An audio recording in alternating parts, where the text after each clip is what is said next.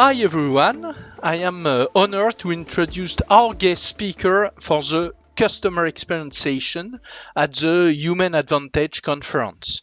Stéphane Marcel, Chief Growth Officer at BVA Group and one of the group champions regarding customer experience, and myself will be speaking with Professor Dilip Soman. Dilip is a world leader in behavioral science, currently Canada Research Chair in Behavioral Science and Economics at the Rotman School of Management at the University of Toronto. He served as the Director of the Behavioral Economics in Action Research Center, called BEAR, at Rotman. His research into behavioral economics has a particular focus on consumer well-being, marketing, and policy. Dilip is the author of a wonderful bestseller book, The Last Mile, published in 2015, I think. I have loved this book. He also teaches a massive open online course called BE 101X, Behavioral Economics in Action, on EDX. I have followed. I think I was one of the first in 2013. So I am very happy to be graduated from this MOOC. So a lot of things, but in the last 2 years, you have been very, very productive. You have edited 2 new books, The Behaviorally Informed Organization with Catherine Young, I think it was in 2021, and Behavioral Science in the Wild just this year with Nina Mazar, so in 2022. And it's not all, you have just released the second edition of Managing Customer Value, co-authored with Sarah. So that's it, Marandi, which will be at the heart of our conversation today. So I am very proud and very honored to have you on board, sharing your insight. Dilip, a big thank you for being with us today. Thank you, Welcome, Eric. Dilip. Thank you. It's my pleasure to be here. So thank you so very much for inviting me. First of all, a big thank you. We are very honored, and it is great to have you with us today, Dilip. And first of all, we all know that behavioral science can be applied for a lot of topics and in many directions. From the beginning of the Human Advantage Conference, we've seen the power of behavioral science to promote and improve sustainability, employee engagement, diversity and inclusion, and also innovation. So, Dilip, personally, why do you think the behavioral science perspective is specifically helpful regarding the customer value and experience?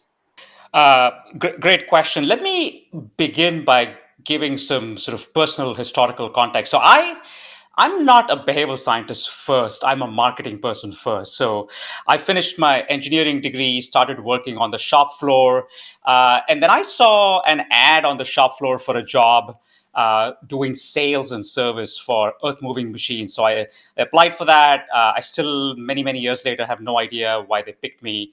But that sales job was my first foray into marketing. I spent a little bit of time in advertising after that. And so when I came into behavioral science, the big ideas, the big questions I had were really customer value type of questions. And I do also want to pick up on something Eric said earlier in terms of when he introduced me. He talked about the fact that I'm interested in consumer welfare more than anything else. And one of my own personal dissatisfactions with the field when, back in the 1980s and 1990s, when I was sort of in sales and advertising, was it was a very transaction oriented field. It was about trying to get people to, I don't know, buy things they didn't perhaps need, right? And everybody talked about value, but there was no good conceptual definition. So that's just by way of background, sort of the way I think about applying behavioral science to the field of customer value, customer experience. So to answer the question in terms of how does it actually apply, I'll say a couple of things. So I think one of the things that I definitely think behavioral science lets us do is to better understand what drives customer value. And in the absence of that, we're always going to rely on sort of our mental models.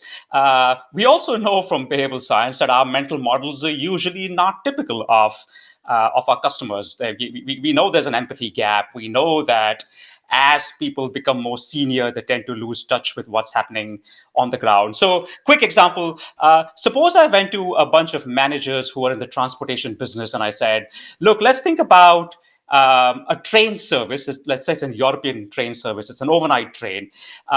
If I give people the option between a train journey that takes 5 hours and costs X euros versus a train journey that costs 8 hours and costs a higher amount, which one would they prefer, right? And most people would laugh at me and said, that's a ridiculous question. I mean, obviously people will take the cheaper and faster one, right? It turns out that's not the case. And it's not the case because people want to sleep on this train, right? So a 5-hour train doesn't give you enough time to sleep. So especially if you're traveling on business, I mean, you don't want to sleep for 4 hours and then get up wherever your destination is. So I think those are the kinds of insights that really understanding the behavioral science, I think, lets us do. I mean, we can think about the importance of pricing, the importance of delays. I mean, a lot of people will talk about waiting time as a negative. I always see that as an opportunity. Eric is probably familiar with some work we did early on with the province of Ontario on organ donations. We catch people when they're waiting to renew their driver's license. That's when they have bandwidth. So I think we really need to think about sort of, taking those pre-established, preconceived notions of what value is. And I think behavioral science lets us do that. So that's one. I think behavioral science also lets us rethink things that we've been doing repetitively without much thought over the past several years. And I'll give you a classic example of segmentation, right? This is the first thing we teach people, segmentation. And so I have a article coming out with a student, Kellen Kwan, where we make the point that segmentation relies on the idea that people are different from each other. Now, we know that, right? But we also know from behavioral science that not only are people different from each other, they're also different from themselves, right? So Dilip on the weekend does things very differently from Dilip on a weekday, or in the summer versus the winter or sunny day. We know this, right? And so why do we end up treating everybody that belongs to one cluster of people similarly, when in fact there could be some variation within that? And so we call for sort of a new way of essentially rethinking segmentation, make it behaviorally based as opposed to just kind of classifying people, classify behavior. So those are two examples that sort of highlight the way I think about behavioral science changing how we do the value customer value function. I think there's a couple of things. One is, I think the methods of behavioral science are really important for us. Like, we can learn a lot from what the behavioral scientists do to study situations to help us better understand what value we create for customers. And then second, the insights from the science are helpful. I always keep saying there are good hypotheses, good starting points that we should test further. But there's just so many insights from the science that we can apply to understanding what creates value. So perhaps a long answer to your short question, but that's the way I think about it. No, not at all. Thank you very much, and it makes really sense. And also the fact that you repeat and re-put at the center the question of the context and the moment and everything which is linked to this. Another question, Dilip. As Eric has mentioned, you have just released the second edition of your book, Managing Customer Value. Why have you decided to write a totally new edition? And what have you learned from the last 10 years which has convinced you to do so? That's an easier question. So I will say that the first edition of the book came out in 2009. It was written in 2008. So as you can imagine, we started working on it late 2007. So if I just do a snapshot of late 2007 to now, iPhone had just been introduced back then. Tablets. The only tablet we knew back then were the things that medicine comes in. We didn't have tablet computers. We didn't, like, Netflix was still sending out like discs by mail at that point in time. We had never heard of the gig economy. So clearly the world had changed. And so you could sort of look at sort of these very visual indicators. But I think there were three other big things that are drivers for, I think, the way we have changed the way in which we do customer value functions. So obviously digital and social was huge. Again, back then there was hardly anything. Again, Twitter had just been launched. And so we hadn't learned about the power of social media. We hadn't learned about the role that communities could play. Influencers were still in the physical world, and essentially it was all about just getting an endorsement as opposed to an influence. So I think that's changed the way we think about going to market for sure. Behavioral science. I mean, the first edition of Nudge had not come out when we started working on this book, right? And so now we have a long literature in that field. People understand behavior change a lot better. We have a vocabulary, and all of that was missing in the first edition of the book. I mean, I don't think the word nudge showed up in the first edition of the book, right? So that, and then the data and machine learning, right? So one of the things, going back to the point I made earlier about segmentation, machine learning now lets us create segments that are unique to a particular purchasing occasion, a particular transaction, right? And we couldn't do that. So I think this article that I spoke about on segmentation couldn't have even been written 15 years ago, because it's all very fine to say, well, let's base it on real segments, let's base it on real behavior, but we couldn't, and I think now we can. So I think capabilities have changed immensely. The marketplace has become a lot more crowded, and back in the days when thinking about financial services, like insurance companies just sold insurance products and banks just had accounts, and now everybody does everything. So I think, with all of that going on as well, it's created a lot more potential for confusion, but at the same time, potential for businesses to better understand how they can create value. So it's a completely different game. And I think it was really sort of at some point in time, reading the old version of the book and say, well, hang on, none of this is actually the world right now. And I think both Sarah and I kept pushing it back. And then the pandemic happened and we were all sitting at home for a period of time. And I picked up the phone and I said to Sarah, well, why don't we redo this? And initially we thought it'd just be like a question of updating some chapters. And then very quickly we realized we just had to rewrite the whole thing. So that's how that came about. But yeah, as you can see, it's a completely different world in a short 12 or 13 years. Thank you. What perhaps remains an important topic on a point of view, and a personal point of view, is the fact that an organization should hold the individual's hand and walk them through a value chain, one stage at a time. Can you explain this a bit more? And more generally, what are the key insights from your book about the best way to manage customer value? Okay, so I think now you're getting into the heart of sort of the way we think about the problem. So I'm going to hold up the book again. On the cover, you see ladders and people climbing ladders. And we use the ladder as a metaphor for how to grow customer value over time. So you never climb a ladder by jumping from the bottom to the top. You go it one step at a time. And I think that's the point we're trying to make. And that essentially means when we think about any customer activity, any customer outputs that we have in mind, is I think we have to be very deliberate about the pathway the customer should take to get to that point. And not everybody should get to the same stage in the ladder, right? Some people, it doesn't make sense to go to the top. And so that's why I keep pushing for the welfare idea. For some customers, it may make no sense to be your most loyal customer for whatever reason, right? And so I think we need to develop a way in which we can figure. But so the ladder becomes sort of an interesting metaphor. To operationalize a ladder, we think about customer activity and the notion of decomposing all of our metrics, including revenue.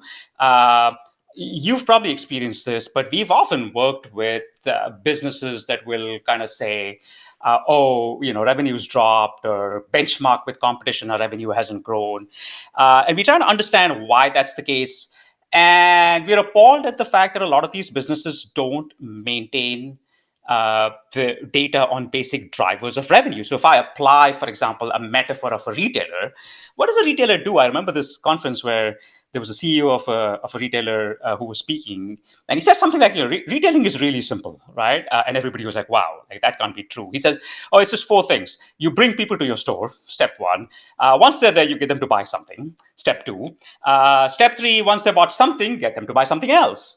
And then step four, have them come back again and again and do the same thing, right? So that kind of stayed with me in an interesting sort of way, which is, I said, well, okay, if revenues are declining, if we had data on each of these four components, we'd know what the problem is, right? So two firms with declining revenues, one might just be a traffic problem. People aren't coming to the store as much. The other one might just be a conversion rate problem, right? And so again, having that fine-grained metric in terms of what's working and what's not, I think allows you to then construct the ladder, because for every step in the ladder, then there's a metric, right? Is you can say, well, look, people are just not climbing the ladder to begin with. That's a traffic problem. Or they're not going to the first step. That's the conversion rate problem. Or they're not climbing fast enough, right? So I think that's one pillar that underlies sort of the way we think about customer value. The other pillar is something I've spoken about a lot also in some of my other work on behavioral science, the notion of heterogeneity, right? No two customers are alike. We just spoke about that. But we need to respect multiple paths, right? So the optimal ladder for Eric is going to be different from an optimal ladder for Dilip, different from an optimal ladder for Stefan. And I think we need to acknowledge that. We need to customize the way we design interventions. So think about the following simple thought experiment. At this point in time, it's a thought experiment, but it's not too far from being reality, which is, let's imagine, I know that different people like different layouts of a website. Okay, so Eric likes something to be organized by attribute. Perhaps, Stefan, you like something to be organized by options. But of course, as a web designer, I have to choose one or the other. What if I could somehow quickly figure out whether the customer that's arriving at my website right now is like Eric or like Stefan? Right? And if it is like Eric, I can then serve them a by attribute website. If it is like Stefan, I can serve them. Right? Now, so I keep saying this is a thought experiment, but it's actually potentially doable. If I can come up with quick ways of figuring out what are those observable features of Eric's behavior that define his or her preference for the kind of website, I can actually start customizing those interventions. So things like that, I think we need to be able to do, and we can do now with all of the new tools at our disposal. And then finally, the notion of just being able to actively, clearly conceptualize what we mean by value and how to measure it. I don't know about you, but I found value as like a big error term. Like everybody throws it around. Why do we do this if we don't have any other explanations? Or because it builds customer value, right? And then you ask people, what does that actually mean? And they don't have a good answer, right? So in the book, we make a distinction between different kinds of values, right? So economic versus experiential. Right? Economic value is something you can quantify a priori. I have a faster machine than my incumbent. I can quantify what that means for my customer, right? I have a slower train ride. That's an experience. It changes the nature of the day I have afterwards. Eventually, it will convert to economic value, because as people learn that the slower train makes for a better holiday or for a better working day the next day, they'll be willing to pay more. But right now, it's the experience and not the economics. So you can think about that dimension. You could think about where the value manifests itself, right? So think about like a faster machine, right? Who's going to make the decision to purchase? The purchasing manager. But the purchasing manager probably never sees the value. It's the person on the shop floor who sees the value when they need less labor or less materials or whatever that might be, right? So we think about that as a different type of value than value that is actually consistent or embedded in the consumption experience. So I think we need to be able to put a better framework on just trying to understand what we mean by value. How can behavioral science help us understand what that driver of value is? And then how can we measure that? And I think that's, to me, those three are the pillars. I mean, there's a lot of other stuff I could go into. But again, the notion of the ladder, the notion of heterogeneity, creating customized experiences, and then the ability to conceptualize and measure value, I think, are the three big pillars to answer your question. Yeah, thank you. You've already you gave us some great example, and I think they will make a lot of sense for our audience. But is there some other example that you could share with us to illustrate how to successfully we can manage the client value and experience? Sure. So I think, I mean, I'll give you a couple of stories. They are devoid of company names for obvious reasons, but I think they'll drive the point home. So let's imagine. Let's start off with sort of the notion of decomposing metrics and trying to move people up the value ladder. So let's imagine you have an ice cream vendor. In fact, that's an illustration in the book. And the ice cream vendor has three dimensions on which they could sort of earn revenue from their customers. There's the frequency, how often the person comes to get ice cream. There's the flavor. There are some high margin flavors, some low margin flavors. And then the volume, like do they buy 1 scoop or 2 scoops or 3 scoops, right? And so you can actually almost imagine a cube. Okay, at the bottom left of the cube, you've got somebody who comes very infrequently, buys the cheap stuff or the low margin stuff, and only buys 1 scoop at a time. Right now, you can move the person. Eventually, you want to move them to the top right, where they're buying a lot of scoops very frequently and of the expensive stuff. Right, but the question is, what's the right pathway? Right, and again, that's where I think the behavioral science and data science can inform us empirically by testing and figuring out what's the right way. The right way for Mr. X might be different from the right way for Ms. Y. But you can then also start doing things like incentivizing people appropriately. So suppose we have Mr. A who comes very frequently and buys like 3 or 4 scoops, but he's only buying vanilla. Right? There's an opportunity.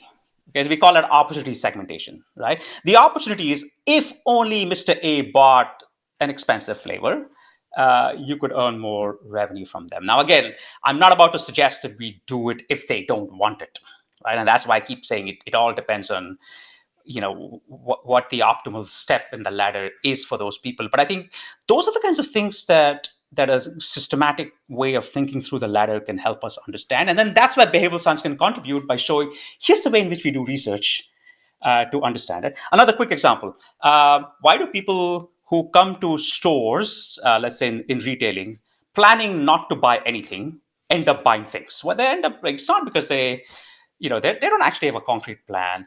But we need to start mapping out what happens to people in the stores, right? They browse, they stop, if it's an apparel store, maybe they touch the clothes.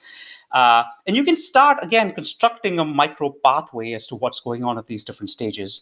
And then finally, another quick example that I'll give is a cruise company trying to attract people that have never gone on cruises before. Now, here's a company that was offering these like 8-day long cruises, right? And I'm saying, people who have never cruised before, to get them to go on an 8-day cruise is a non-starter, right? It's like going from the bottom of the ladder to the top, right? And so we started constructing a ladder, right? And the company started doing interesting things. They would dock the ship in the harbor, but they would just let out the ship for corporate events. So people could just come to the ship, or weddings or other events, right? So it was just like a question of being familiar with the ship. Once they were on the ship, then they were like, oh, that's interesting, right? Then they introduced a 1-day cruise. It's just a thing that goes down the harbor, comes back, maybe you have a nice dinner, right? But that's how you get people used to it. And I think the research allowed the company to think about what those different steps in the ladder were. So I think those are some examples where we can actually take these basic ideas from the book and then start applying the methods of behavioral science to do the research that can then help us understand how and what those steps look like. Thank you. Another question, which is really important for us, and especially for the kind of audience that we have with us around the Human Advantage event and conference, is the fact that we've understood that you also encourage leaders in organizations to think about the customer value function as something to be organized alongside activities that the firm would like the customers to engage in. Could you elaborate on this? Yeah. So one of the things that Sarah and I learned that a lot of companies can't be ladder focused or value focused because of constraints set up by the structure. And let me give an example of what I mean by that. Right? Suppose we start looking at how marketing functions and organizations are organized. Like what does the org chart look like, right? It'll jump out that most of them are organized by what the marketer does as opposed to what we want the customer to do. There's a disconnect between your activity versus the output, right? So I do copywriting. I'm in the copywriting group, or you might do media, or somebody else might do research, right? So it's your classic. We don't see the 360 view. But suppose we were organized by we're all responsible for acquiring customers, right? Or we're all responsible for creating traffic. Right? So we have different groups that actually do that. So some of the companies that I work with are employing some sort of a matrix organization. So yeah, you can still have your copywriters and your research people and your pricing people, but let's overlay a matrix in terms of what your primary behavioral outcome responsibility is, right? If you're the acquisition people, you focus on that. Then it's a question of making sure you have the right metrics to maximize. But I think allowing people to see what the outcome of their work is going to be is an important ingredient, I think, of the value approach. So that's sort of what we were getting to. I think the other quick thing that I'll say is there is a big difference between what I call the marketing function and the marketing department. To Sarah and I, anything that creates customer value is the marketing function. So you could be in design and you're doing marketing, or you could be in sales and you're doing marketing, right? But most companies don't see it that way. It's like, we put a wall between marketing and everything else. And I think just the way that setup is it encourages the mentality of marketing waiting for the rest of the company to generate a product and then taking it out to the market, which, again, works for some, but perhaps there's a better way of doing it. Thank you. We at the BVA family, we see a large part of what we do relating with evaluating and improving the customer experience. We will see some great examples during the upcoming roundtable with amazing organizations such as Lacoste, Le Française des Jeux, or Citeo. Our approaches are grounded in behavioral science and bolstered particularly by the Peak and End rule and the work conducted by the Ship and Dan Heath brothers, which we summarize with the acronym EPIC: Elevate, Pride, Insights, and Connection. Regarding the customer experience, what is, according to you, the key success? So let me build on especially the Chip and Dan acronym that you spoke about, rather than amplify. So I think that stuff is great, right? But let me just focus on behavioral science for a moment. I think it is really important to think about behavioral science as a lens and not a tool. And I've heard a few people talk about this most recently. Mike Holsworth makes this point as well. Is we tend to think about behavioral science as offering a solution to problems. But I do think we need to think about it as a way of looking at problems, or in fact, even as a way of looking at non-problems, with a view to saying, can this be better? And I think that's an important piece, just to complement everything else you said, is that it's not just a tool. It's not just a solution pack. So I think that's one. I think the other thing is to recognize the centrality of situation, of context, of the heterogeneity. So because context is king in everything that we do, it is a mistake for us to stick to a winning formula all the time, because if the situation has changed, that formula is going to change. And therefore I think the ability to collect quick evidence from time to time becomes all the more important. And we've seen this in COVID, right? I mean, it was a different story when the world was stable and the same thing worked year after year. Now, that's not the case, right? And so it's kind of like driving through a tricky road with just a rear view mirror. if all you do is rely on past successes. So I think really the ability to quickly detect what's out there and react to it, I think those become key. So going beyond just the behavioral science, I think just putting in place the ability to collect data, quickly analyze it, and then react, I think would be the other key thing. Maybe a last question before I hand back to Eric. What would your advice be for customer experience directors who would like start applying behavioral science? So maybe I'll keep this at at a high level. I could give two. I think the first is to recognize that, in my opinion, every customer-related challenge is a behavioral challenge. Every problem is perhaps a behavioral problem, but not all solutions are behavioral. Right? So we always want to change people's behavior, but you don't have to do it through psychology. And as Eric knows, one of my mentors, Richard Thaler, always keeps saying, the only psychology you really need to know is if you want to get people to do something, make it easy or make it fun, right?